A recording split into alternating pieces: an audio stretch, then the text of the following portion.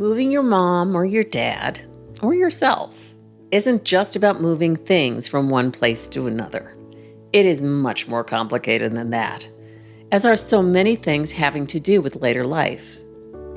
How to Move Your Mom and Still Be on Speaking Terms Afterward provides in-depth conversations with professionals, older adults, and their family members who share their stories with warmth, understanding, and humor. I'm your host, Marty Stevens-Heebner, and here you'll find answers to many of your questions, as well as different perspectives that I hope will inform and inspire you. Welcome to our next episode of How to Move Your Mom and Still Be on Speaking Terms Afterward. I have the honor of being with Alison MacCracken of Sotheby's Realty and the MacCracken team. Thank you so much for being with me, Alison. Oh, thank you for having me, Marty. It's a pleasure. Oh, you're so great. Let me tell you a little bit about Alison. Ranked among the top 1% of realtors across the U.S. and well known about around the globe as well, Alison MacCracken's knowledge of real estate knows no bounds. Trust me. As a realtor with Sotheby's International Realty, she built the MacCracken team, which serves all of Los Angeles County, and it's a big county. Because Alison has a very special place in her heart for older adults and their families, each of her team's realtors is a certified senior real estate specialist, which means they're all experts at working with those who are 55 years old or older. There are important implications for older adults. So that's why that certification really means something very important, and we're going to discuss that in a few minutes. Alison also serves as a founding board member and vice chair of Westside Pacific Villages, a nonprofit dedicated to helping older adults live out their years in their own homes by galvanizing the community around them. There's a larger village movement that's nationwide that Alison's also involved with at both at the local, state, and national level. It's just remarkable. All of that, and she's the daughter of aging parents, so she really gets this, a loving wife, and a very devoted mother. Alison, you're remarkable. Justin Burke, thank you for finding time in your schedule. Oh my goodness. So talk to me about your favorite memory of your grandparents. Well, I only grew up with my mother's father, my grandfather, who we referred to as Pops. My other grandparents had passed on prior to me being here. So I had a very strong bond with my grandfather. And my favorite aspects about my grandfather was his advice he gave me. And two that really stick out are always travel is the best education. Anytime you're given an opportunity to travel, just say yes, just go. And the other one was, it doesn't matter how you believe, just as long as you believe. The importance of recognizing how small we really are in this big universe and that we're really not in charge. And it really right-sized me as a child and as a member of the community.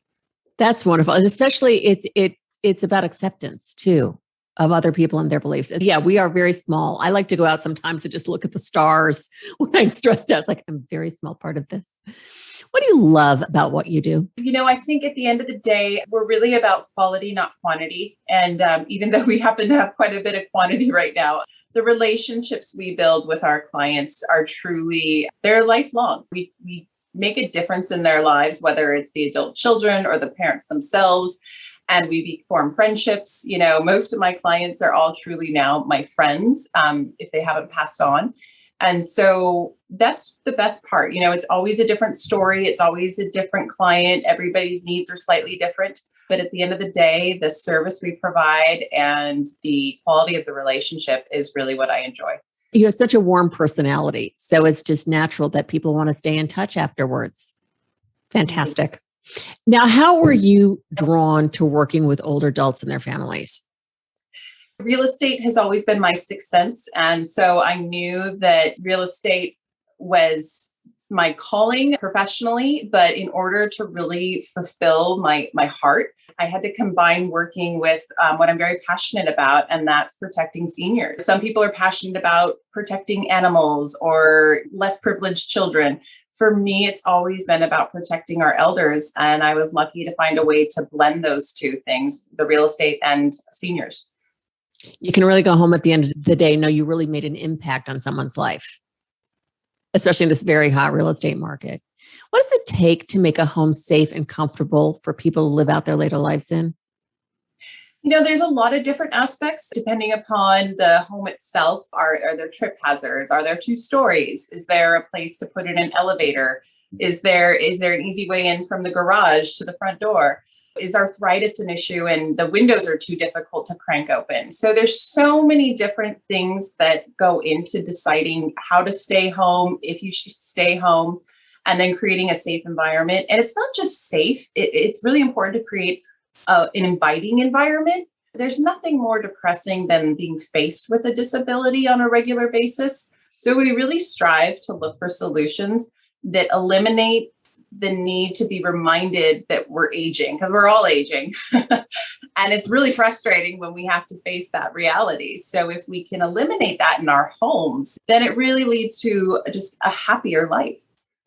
Growing old is wonderful because you get all this wisdom, but then come the aches and pains. That's what's really awful. Now, you brought up in terms of disabilities, you have a sister who is considered special needs. Those with special needs, they and seniors can benefit from some of the same modifications and things in a home, right? Absolutely. Yes. My sister was unfortunately paralyzed from the neck down, and we had to go through modifying our homes for her physical disabilities. And we learned so much through that process. The physical changes aren't necessarily the worst part, it's the emotional side of it.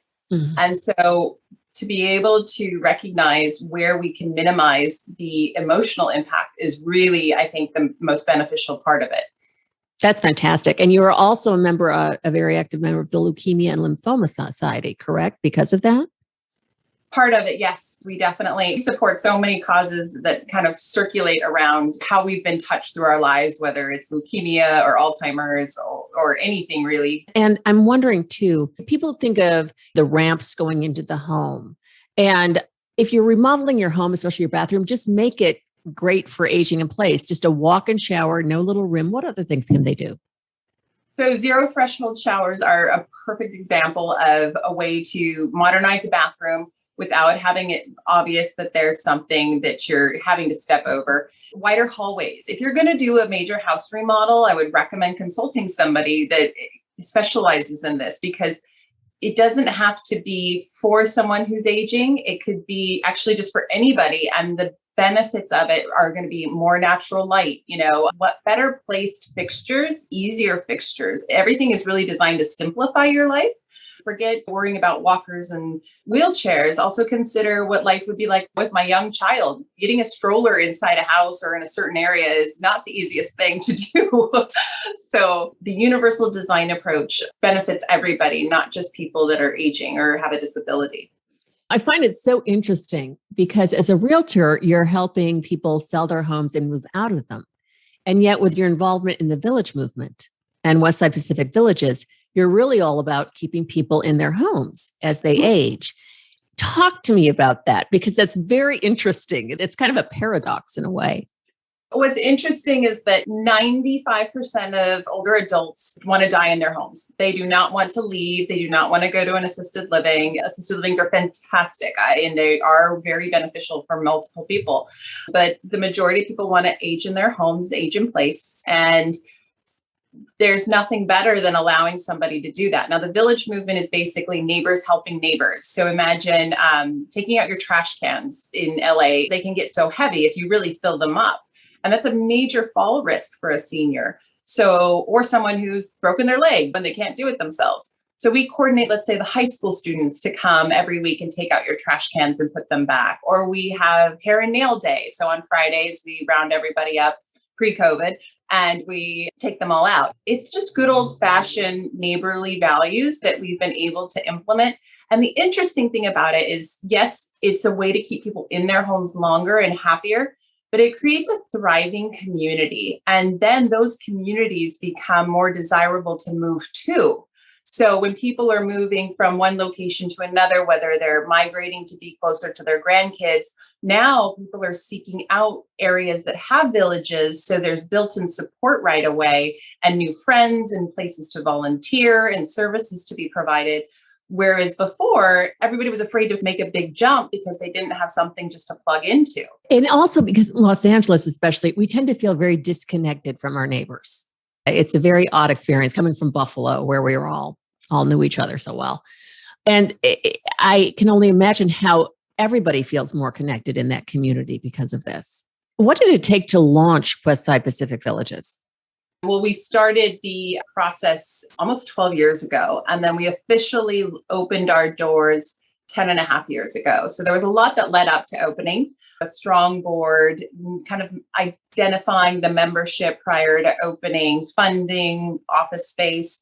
But it's funny, 10 years ago, that was a long time ago. And if you fast forward now to the different pieces of technology we have, as well as COVID and the impact that has left on us as people desiring communities, launching a village can be very quick, I feel like these days. And part of that is by using things like Facebook groups to just create a micro village, maybe just your street. Maybe now your street is all on a Facebook group page and you're all watching out for each other. Because that's at the end of the day, all we do. We just watch out for each other. I feel like we've come a long way in the past decade with technology to help fast track creating villages. And with Zoom having forced us to work remotely, so we're more comfortable also meeting remotely, which can really help facilitate meetings and things like that. And it taking less time because you don't have to be in the car. And if you're in LA, you're in your car all the time. Right. If you're not meeting remotely, it's such a pain. What is the overall village movement all about? It's about aging in place. So it started back in Boston in Beacon Hill Village in 2005, I believe.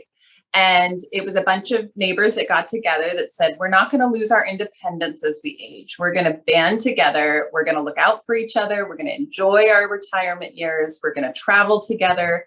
So it was really this combination of a social club with a little bit of building security, friendships, ways to stay engaged in the community to combat isolation.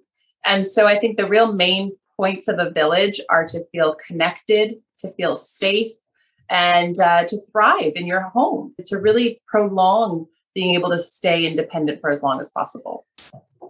This makes me think, though, what kinds of areas are good for a village, whether it is urban, suburban, rural? What do you think? They're all over. There's suburban, urban, rural. Each village has different challenges with whether it's geography or technology. Wi-Fi out in some of the rural areas is really difficult. Transportation.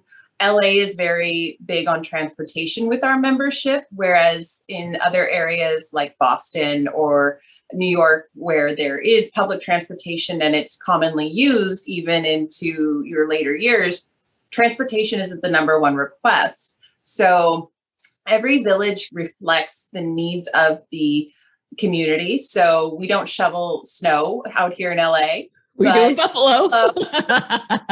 In Buffalo, that might be something, one of the services that the village provides is making sure your, driveway is shoveled or whatever it may be. So it's very organic. It's grassroots. As a national movement, we come up with different ways of fundraising and board combinations and so forth. But at the end of the day, each village is very unique to the neighborhoods they serve. You know as well as I do that social isolation is a huge part of developing dementia. It's so important to really remain engaged. And I can only imagine how the village movement can really keep people engaged because they have people coming to visit. But also somebody might say, I know so-and-so down the block. Do you know her? Because she actually went to the same school you did or was a member of the same club. You need to meet her. So that can really mitigate that feeling of being so isolated. That's such a concern. Absolutely. And interestingly enough, before COVID, we were getting together 4 times a month. So once a week, we'd have coffee and conversation. We'd have a seminar. We'd bring people out. We'd have some sort of activity to bring people together. But then with COVID, we had to quickly shift. So we started with a lot of daily phone calls, and then we would go out to people's porches and talk through windows. And then eventually with masks and different things, then we would drop off gift bags. Once a week, we would go and we would drop off gift bags that were donated by different people in the community. And it would be something very similar, maybe just like a gift certificate for a cup of coffee, but it allowed that time to connect with the seniors. And to this day, it's the most appreciated event of our village. What a great thing to get a goodie bag once a week. Mm-hmm. Who doesn't love that? And a visit. That's wonderful. I want to get back to your work as a realtor. because you are obviously fantastic at it. And I would like you to talk about all the benefits of working with someone who is a certified senior real estate specialist. I think the most important piece is when you work with a good SRES, and it's very important to interview and make sure you are working with a good one, is that they understand certain financial ramifications as well as the emotional side of going through a stressful process, such as moving and leaving your home. Can I quickly ask you one thing? You said, be sure they're a good one. What are you looking for to determine if they are really good at what they do and really concerned about older adults and their families? First off, of all of your clients, your transactions in the past year, how many were related to seniors, or did you work directly with seniors? So is it 50%? Is it 10%? Is it really truly their main mission in their real estate experience? And then the next question is, do you work with estate planning attorneys, or who are your resources that you use in a transaction that may help us? You may already have those resources. You may already have your estate planning attorney and maybe an in-home care provider, but you need to hear that they have theirs as well for referral purposes, because that's a really telltale sign if someone's truly invested in the benefit of someone who's aging. That's one thing about you, Alison. You are very well connected. And it's really having those estate planning attorneys, knowing the care managers, the caregivers, knowing the difference between those two, et cetera. But let's talk more about the tax and financial aspects of people who are 55 years and older and selling their property. So in California, when you're 55, then you're considered a senior, which is way too young, but it benefits. It really is. Take this one and be grateful because it's a good one to be younger. So there's certain tax perks. So those allow you to transfer your tax base. So real quick, imagine you bought your home 30 years ago for $100,000. You're paying taxes on the base of your $100,000 purchase. Now, fast forward 30 years, your house is worth $2 million and you want to sell your house and buy another house because maybe your current house is 2 stories and you want to go to a single level. So you're going to sell your $2 million house. And then when you go to buy, let's just say your next $2 million house, because you're in the same area, same market, you're able to transfer your tax base from the 100,000 to your new home. So it's huge, but if you don't check off the right box on these sales forms, you'll miss it. That's what we excel at, in making sure people understand all of these benefits when they're over the age of 55. The ability to sell and transfer your tax base, there's a lot of pros to it. When I would hear those things come up in meetings, and I thought, what's that? And it may have been you who finally explained it to me. It's something to be so aware of when you're older and selling your home, whether it's here or I imagine in other states as well, they have certain benefits. In other states as well, they do. They're all different. I'm currently researching a bunch of different states right now as we look at people rolling out of California and investing in other states and trying to identify where are the best perks for seniors. Like in North Carolina, if you're over the age of 65, there are tax breaks and so forth. So every state is different. Every probably city and county is different. So you definitely need to ask whoever you're hiring, what do you know about this? And the step up tax basis, maybe selling a home actually isn't the right thing to do. Maybe leasing out a home is the better approach. If someone's approaching death, we want to wait until someone passes away before we actually sell a home. The devil's in the details. And so we know our details. Especially with someone who is really touching the end of their life. You don't want to completely disrupt the home environment unless you absolutely have to. Sometimes people need to go what we call here board and cares, so something like that to have that 24-hour attention. But if that's not necessary, or if you can afford an in-home caregiver, wonderful. And that way it's not so disrupted and they feel more comfortable in their own home. You pay such close attention to your clients. I know that makes you and your MacCracken team very distinctive, but what other things are very distinctive about what you do? Oftentimes realtors come in right before a sale, they get the house ready, they put it on the market, they sell it, and then that's the end of your time with them. For us, we on average are involved in our clients' lives between 2 and 3 years. I've had some going on 8 years or 10 years right now, because this is usually the last move. This has been the family home. It's a huge decision. So it really takes a lot of time and thought We're also dealing with people that are a little bit more frail. So we bring in different specialists to help with the move, but the process of clearing out 70 years of memories is very overwhelming. Been there. Yeah, you know. Yeah. And that really does actually lead into our great relationships with our clients, because we're not pushy. We're very conscientious of the emotional side of it, the physical side of it, the other family members involved, and the financial pieces. So there's a lot of patience involved. And really building those relationships and understanding what is important to that individual client. Oftentimes, there are a lot of differing opinions where mom may feel, I'm completely fine staying in my home, but the son who is across the country is not comfortable with her staying in the home for his own fears. And we can create a solution where she stays in the home and makes him feel comfortable, which allows her to stay in the home longer. He feels good. It was only because he was unaware of the solutions that are out there. So that really helps keep people in their homes, which eventually we sell them. But if we can keep them there longer, it's better. And part of the details that Alison can include are, for example, if someone is moving, any modifications that need to be put in. And we've talked about this briefly already, but it's putting in the bathrooms, maybe some ramps, making things really accessible, like even kitchen faucets. Kitchen faucets, people don't think about window handles and door handles and placement of light switches, height of countertops. One of the most important things I find, which everybody wants, so put it in any home, is just smart, organized storage. And I know you can appreciate that, Marty. I sure do. Yes, I do. Pantries with pull-out shelves.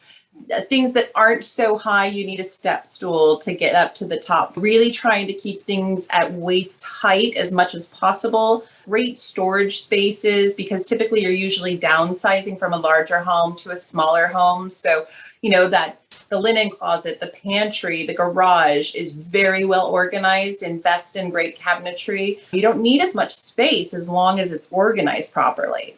And so it's just... I could not agree more. It's interesting because you talked about making things about waist height. What we do, and I think this is good for anybody, is to organize the everyday items, things that you use up to once a month, certainly daily and weekly. Organize them between about shoulder height and about mid-thigh height. Things that you rarely use, holiday dishes, also just stuff you want to keep but may not use. We're all a little like that.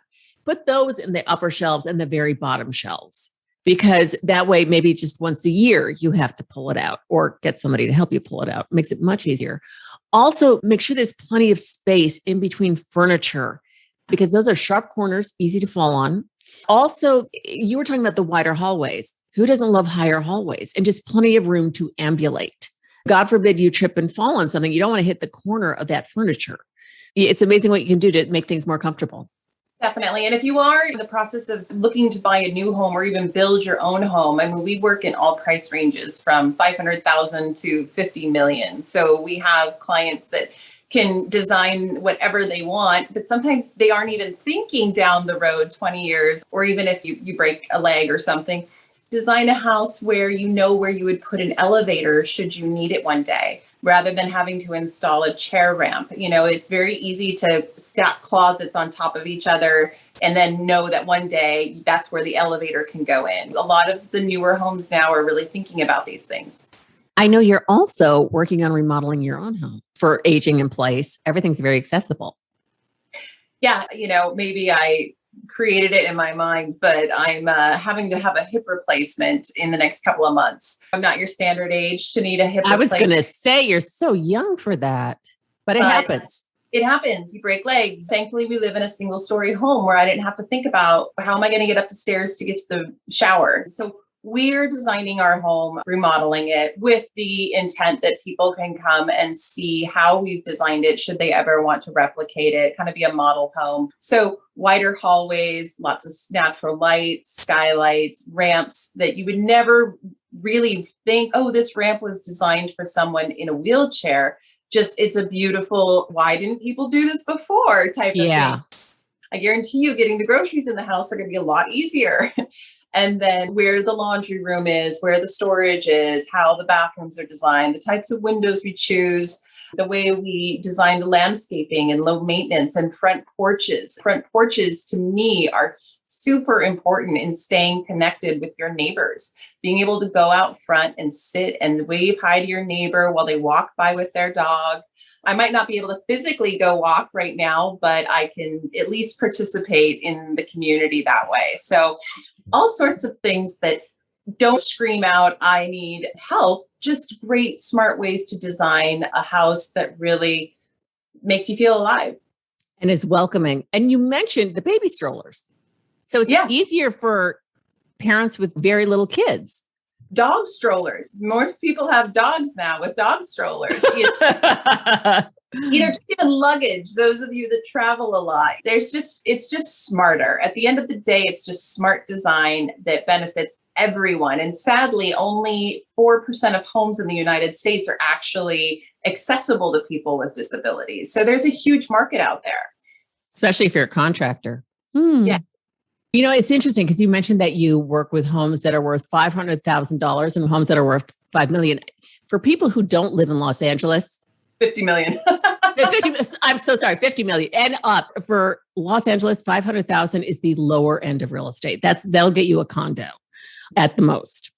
I want to explain that because there are a lot of listeners who will be out in more rural parts where $500,000 is a lot. What's the toughest part about your job, especially as a realtor? For me personally, the hardest part about my job is when I meet clients and then I go into the meeting where I know it's the last time I'm going to see them. So recently we said goodbye to two ladies that were moving to Boston to be closer to their kids. And it's sad because they know it and we know it, that wherever they're moving to is likely going to be their last destination. And also leaving their family home, typically of decades, is so emotional. And so just to be a part of that experience, that's the hardest part. You just want to say, no, you can stay as long as you want. Don't go. You don't always get those choices, but that's the hardest part. They bought their home, as you say, decades ago for a very low price. And you had mentioned somebody bought a home for $100,000 and now it's worth $2 million. Yes, that happens here in Los Angeles. If they bought it 40 years ago, it's amazing how much the property rates have gone up. And you're an expert at handling all this, you and your MacCracken team. Just wonderful. Thank you so much for finding the time to squeeze this interview into your schedule. I really appreciate it, Alison. Well, thank you, Marty. We love working with you on our projects. It's really an honor that you had me on your podcast, and I really appreciate it. So thank you. You are so welcome. And it's always great to work with you too. Thank you so much for listening to How to Move Your Mom and Still Be on Speaking Terms Afterward. Please visit howtomoveyourmom.com for more information about this episode and for additional podcast episodes featuring other extraordinary guests and conversations. Until next time, this is your very grateful host, Marty Stevens-Huebner.